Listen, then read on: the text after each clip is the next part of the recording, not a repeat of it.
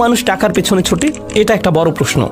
যদি আপনি কোনো শিশুকে জিজ্ঞেস করেন তোমার কেন টাকা দরকার, সে বলবে আমি জানি না, আমার হয়তো পরে লাগবে। কিন্তু নিজেকে নিজে প্রশ্ন করুন, কেন আসলে মানুষ টাকার পেছনে ছোটে? আজকে যদি প্লেটে খাবার থাকে, আপনি আজ নিয়ে দুশ্চিন্তা করা বাদ দিবেন, আপনি আগামীকাল নিয়ে ভাববেন। অর্থাৎ আখলাদা শব্দের অর্থ কেবল চিরস্থায়ী জীবন নয়, এটা দিয়ে বোঝায় এমন কিছু যা চিরকাল অবিরামভাবে তাকে বাঁচিয়ে রাখবে। অর্থাৎ মানুষ দুশ্চিন্তা করে কারণ যদি তার সঞ্চয় না থাকে সে হয়তো বাঁচতে পারবে না। অনেকে দেখবেন যখন তার স্টক অ্যাকাউন্ট ধসে পড়ে সে আত্মহত্যা প্রবণ হয়ে পড়ে, কারণ সে তার বেঁচে থাকার সাথে সঞ্চয়কে মিলিয়ে ফেলেছে। আর প্লেটে এখন খাবার আছে এর সাথে নয়, বরং আগামীকালের জন্য সে যে খাবার সঞ্চয় করেছে তার সাথে। আখলাদা শব্দটি দিয়ে এটাও বোঝায় সে কেবল এটা ভাবে না যে সে সারা জীবন বাঁচবে, বরং এটাও ভাবে যে ভবিষ্যতে এটা তার কাজে লাগবে। এটা ইখলাদ থেকে এসেছে, খুলুদ থেকে। তার ভবিষ্যৎ সুনিশ্চিত হয়ে গিয়েছে কারণ তার সঞ্চয় আছে, সে এত এত সঞ্চয় করেছে। এখানে আরেকটি ব্যাপার হলো, এই ধারণাটি স্মৃতিস্তম্ভ বানানোর সাথে সম্পর্কিত।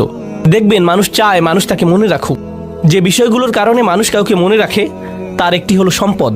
কেউ যদি পরকালে বিশ্বাস না করে, তার জীবনের শেষ পর্যায়ে সে সাদাকা দেয় না, সে হয়তো মানব কল্যাণে টাকা দেয়, হাসপাতাল বিশ্ববিদ্যালয়ে টাকা দেয়, যাতে তার নামে স্মৃতিস্তম্ভ তৈরি হয়।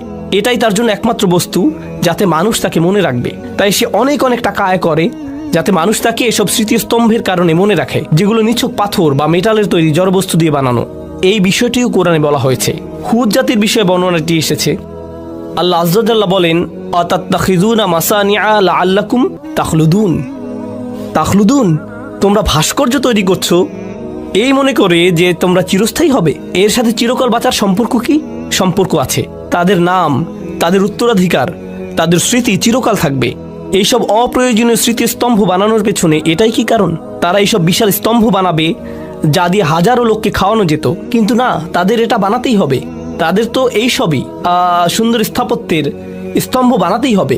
এটা কিন্তু মুসলিমদের মধ্যেও হচ্ছে। আপনারা বিভিন্ন গরিব মুসলিম দেশেও খুব সুন্দর সুন্দর স্তম্ভ দেখবেন, কিন্তু তাদের এটা বানাতেই হবে, কারণ এগুলো নাকি জাতীয় ঐক্যের প্রতীক।